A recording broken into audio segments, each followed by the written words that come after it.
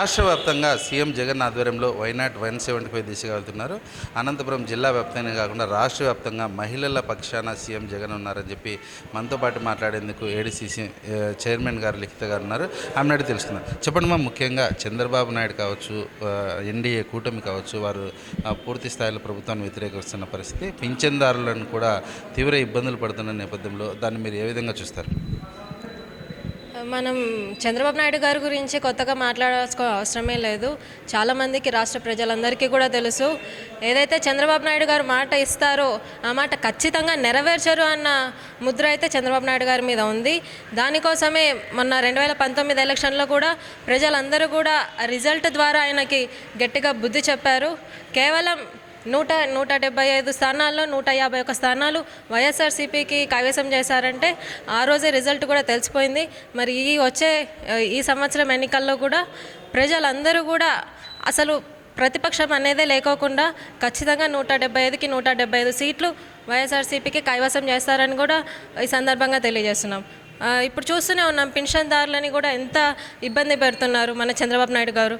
Volunteer వ్యవస్థ అనేది దేశంలో అన్ని రాష్ట్రాలు కూడా మన జగనన్నను చూసి ఇన్స్పిరేషన్గా వాళ్ళ రాష్ట్రంలో కూడా తీసుకొని వస్తున్నారు. అటువంటి సంస్థని చంద్రబాబు నాయుడు గారు హేళన చేసి అన్ని ఆరోపణలు చేస్తూ మరి ఇప్పుడు ఎలక్షన్ టైంలో కూడా ముసలి వాళ్ళు ఇంత ఎండలో సమ్మర్ టైంలో కూడా వాళ్ళని రోడ్డు మీద ఇచ్చి లైన్లో నిలబడి పెన్షన్లు తీసుకోవాలి మీరు, ముసలి వాళ్ళు, వితంతువులు చాలామంది ఇబ్బంది పడుతున్నారు.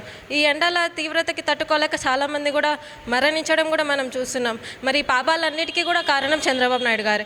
ఇవన్నీ ప్రజలు చూస్తున్నారు కాబట్టే ఖచ్చితంగా ఈ వచ్చే నెల జరిగే ఎలక్షన్లో ఖచ్చితంగా వైఎస్ఆర్సీపీకి 175 స్థానాలు ప్రజలు కైవసం చేస్తారని కూడా ఈ సందర్భంగా తెలియజేస్తున్నారు. మహిళల పక్షపాతి చంద్రబాబు మాత్రమేనని చంద్రబాబు నాయుడు గారు చెప్తున్నారు. దాన్ని ఏ విధంగా చూస్తారు?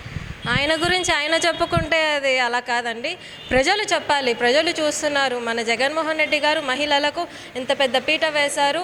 రాజకీయంగా, సామాజికంగా మహిళలు ఇంకా ఎదగడానికి చాలా తోడ్పాటు ఇస్తున్నారు. మరి ఇప్పుడు నన్నే చూసుకుంటే నేను ఏడీసీసీ బ్యాంకు చైర్మన్గా కేవలం మహిళలకు 50% రిజర్వేషన్ కల్పించిన ఆ క్రమంలోనే నాకు ఈ అవకాశం దక్కడం చాలా సంతోషం. మరి మహిళలు అన్ని రంగాల్లో కూడా ముందుకు వస్తున్నారు. రాజకీయంగా కూడా ముందుకు రావాలి అంటే చేయూతగా మన జగన్మోహన్ రెడ్డి గారు ఉన్నారు. ఇప్పుడు చూసుకుంటే మోదీ గారు 33% లేడీస్కి రిజర్వేషన్ ఇవ్వడం జరిగింది. కానీ అంతకు ముందుగానే జగన్మోహన్ రెడ్డి గారు 50% రిజర్వేషన్ మహిళలకు కల్పించారు. మరి ప్రజలు చూస్తూనే ఉన్నారు. ఏదో చంద్రబాబు నాయుడు గారు నేను మహిళల పక్షపాతి అని ఆయన చెప్పుకుంటే కాదు, మహిళల పక్షపాతి అన్న జగన్మోహన్ రెడ్డి గారు మాత్రమే ఆయనకు మాత్రమే దక్కుతుంది. 2024 ఎన్నికలు ఏ విధంగా ఉంటాయంటారు? 2024 ఖచ్చితంగా 175 స్థానాలు, అసెంబ్లీ స్థానాలు వైఎస్ఆర్సీపీనే గెలుస్తుంది. మరి 25 స్థానాలు పార్లమెంట్ స్థానాలు వైఎస్ఆర్సీపీనే గెలుస్తుంది. ప్రతిపక్షం అన్నదే లేకోకుండా వైఎస్ఆర్సీపీ విజయం సాధిస్తుంది. వ్యాప్తంగా మహిళల పక్షాన సీఎం జగన్ ఉన్నారని, ఖచ్చితంగా 2024 ఎన్నికల్లో 175కు 175 సీట్లు సాధిస్తామని చెప్పి అనంతపురం ఏడీసీసీ చైర్మన్ లిఖిత గారు చెప్తున్నారు.